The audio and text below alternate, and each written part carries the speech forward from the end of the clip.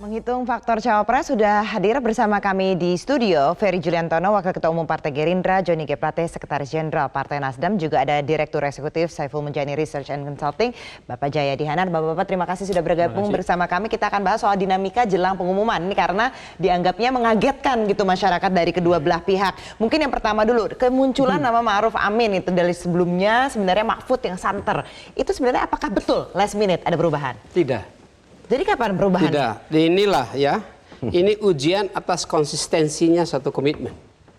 Komitmen koalisi Indonesia Kerja itu udah menyerahkan sepenuhnya kepada Capres, Pak Joko Widodo, untuk menentukan, memilih, dan mengumumkannya. Ya, ini godaan untuk tidak konsisten atas sikap politik itu, dengan membocorkannya. Dan saya kira tidak tergoda sampai at the very last moment baru diumumkan. Bahkan setengah jam sebelum kami rapat pun masih ada pertanyaan di doorstop. Pak Mahfud MD namanya ada dan sudah heboh di sebegitu banyaknya media. Ya. Dan kami harus menjawab. Saya waktu itu menjawab dengan menjaga reputasi seorang tokoh prominent Indonesia. Mantan pejabat tinggi negara, punya pengalaman yang luar biasa, maha guru pula. Tapi waktu itu kami sampaikan, ya definitifnya cawapres Pak Joko Widodo ditetapkan di rapat nanti malam. Oke, tapi nah yang dimaksudkan ini adalah apa? Pada saat kami sampaikan sudah ada seorang di kantongnya Pak Joko Widodo, tidak ada yang percaya itu dari sisi fatsun politik, kebiasaan politik di Indonesia. Tapi Pak Mahfud udah ada di situ kan? Tetapi sebetulnya itu betul. Akan tetapi untuk satu kegiatan politik yang besar seperti begini, ya tentu ada standby 1, standby 2, standby 3 itu ada. Just in case harus siap. Ya tetapi cawapresnya 1. Oke, jadi waktu itu yang standby sebenarnya banyak, nggak hanya dan yang mempersiapkan dokumen harus beberapa. Kalau tidak ada terjadi hal-hal, siapnya bagaimana? Oke. Nah ini tentu ada strategi, tapi di strategi itu yang ingin disampaikan Andini adalah untuk kami itu kehadapan politik baru, tanpa mahar, tanpa syarat, dan konsisten dalam komitmen politik. Faktor ketiga ini dijaga dengan benar. Dan itu berhasil. Saya kira ini harus menjadi kehadapan baru politik kita untuk konsisten. Nah, kalau misalnya Mas Ferry, ini tiba-tiba Mas Sandi namanya muncul begitu sebelumnya karena santernya akan bergabung dengan Demokrat pada saat itu. Nama Mas Sandi tapi tiba-tiba muncul di akhirnya. Sebenarnya apakah memang sudah direncanakan atau memang betul itu keputusan last minute? Kalau di kubu kami nggak seperti yang Pak Joni Plate, agak ngarang-ngarang. Kalau kami prosesnya terbuka. Sabar dulu. Itu saya protes bilang ngarang ya, karena dia tidak tahu sama sekali proses di kami. Kalau dia ngarang, dia memberikan opini sendiri, itu sudah offside. Dan saya kira politik jangan begitu. Harus ada kesatuan politik. Harus ada kesatuan politik. Nanti saya tanggapin. Coba. Jangan tanggapi saya, jawabin pertanyaannya. Kan ini masalah kamu, bukan masalah saya. Kasih tahu ini dulu. Jadi ada misalkan Pak Ustadz Abdul Somad, itu secara terbuka dilihat oleh masyarakat dan kebetulan beliau menolak. Terus kemudian nama Pak Anies Baswedan juga menolak. Masyarakat tahu proses itu terbuka dan kami Pak Prabowo Subianto dan partai-partai melakukan proses bersama satu sama lain. Pak Prabowo mengunjungi partai-partai dan kemudian muncul nama Pak Sandiaga Uno, Mas Sandiaga Uno merupakan nama yang kemudian pada akhirnya disetujui oleh partai koalisi. Pada hari itu juga itu disetujuinya. Dan saya rasa kemudian memang belakangan nama Pak Sandiaga muncul karena itu akhirnya menjadi keputusan bersama dan ketika semalam mau diumumkan ya kita perlu mendapatkan persetujuan dengan Partai Demokrat. Belum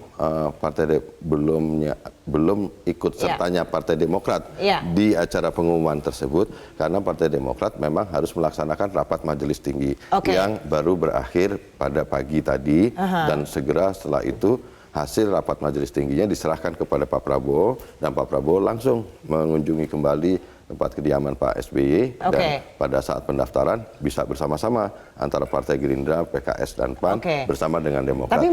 Tapi saya ingin menyampaikan sebagai masyarakat kemarin kita lihat ada Pak Mahfud MD di sebelah sana. Saya merasa bahwa seharusnya soal bagaimana Pak Mahfud MD itu harusnya bisa selesai dengan cara yang sebenarnya bisa lebih baik. Tapi kan karena sudah selesai, dengan Pak Mahfudnya menempatkan, sudah menyatakan sudah terima. Maksud saya itu kan masyarakat juga lihat bahwa proses itu tidak satu nama. Oke. Artinya Ya nggak beberapa apa-apa. nama. Lihat enggak, aja punyanya saya cuma mau sendiri, nggak perlu nyampein, saya mau komentari punyanya nyampein. saya. Mungkin yang nanti bukan harus Statement Ya, saya saya mau terkait dengan nyampein. koalisi saya pertanggungjawabkan. Jadi yang katanya Tapi satu kalau nama satu nama kalau sebenarnya beberapa nama. interpretasi Ferry Ya. itu imajinasinya Nah, Ferry. bukan imajinasi, itu kita faktanya perlu gitu. buat Oke. satu kehadapan Bapak-bapak. politik yang baik. Kita akan bahas Bukan lagi. you ngarang. Oke, Bukan kita ngarang, kalau itu kita ada- akan bahas lagi interpretasi. setelah Ada jeda dibanding. berikut ini. Tetaplah bersama Prime you Talk. ngarang.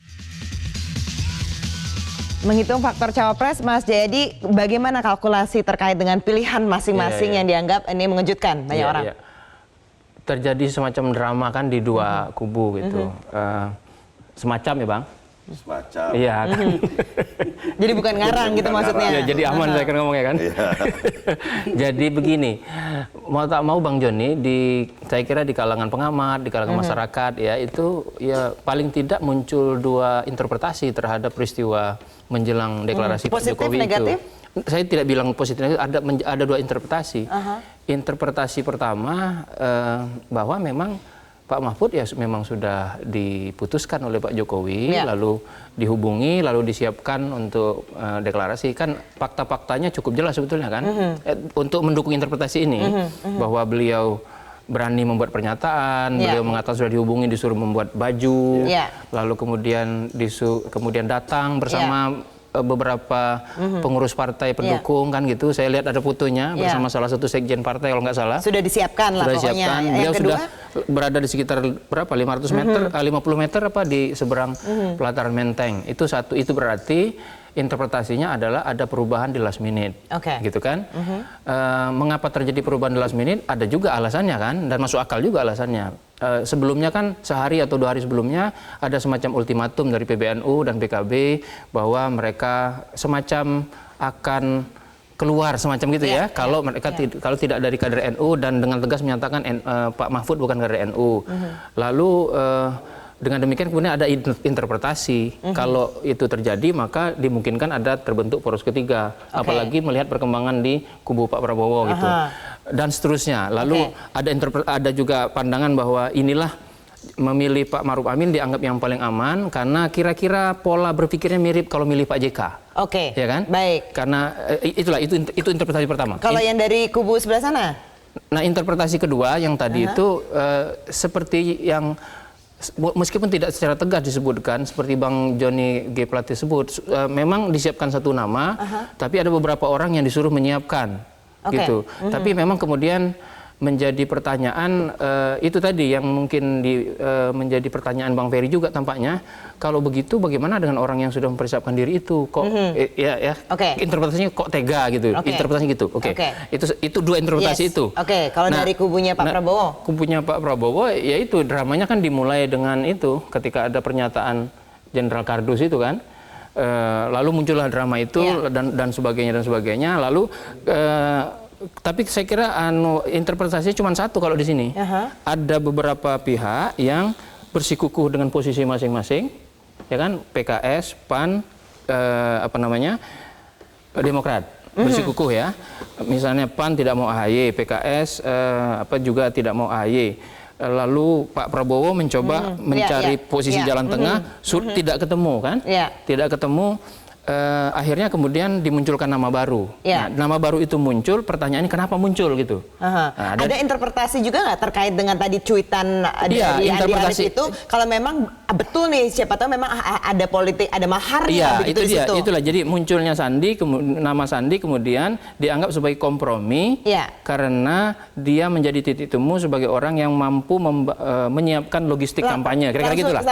Itu interpretasinya. Itu memang disiapkan logistik itu untuk partai pendukung? Saya rasa gini, nggak usah ngomongin itu sesuatu yang dicuitkan di sosial media, karena Partai Gerindra sendiri juga menanggapinya dengan dingin, berusaha untuk tidak emosional, karena suasana hari-hari itu membutuhkan kejernihan berpikir, membutuhkan ketenangan supaya pimpinan partai politik dan terutama Pak Prabowo Subianto. Tapi benar nggak ada duitnya, ada mahar politiknya itu? Pasti nggak ada.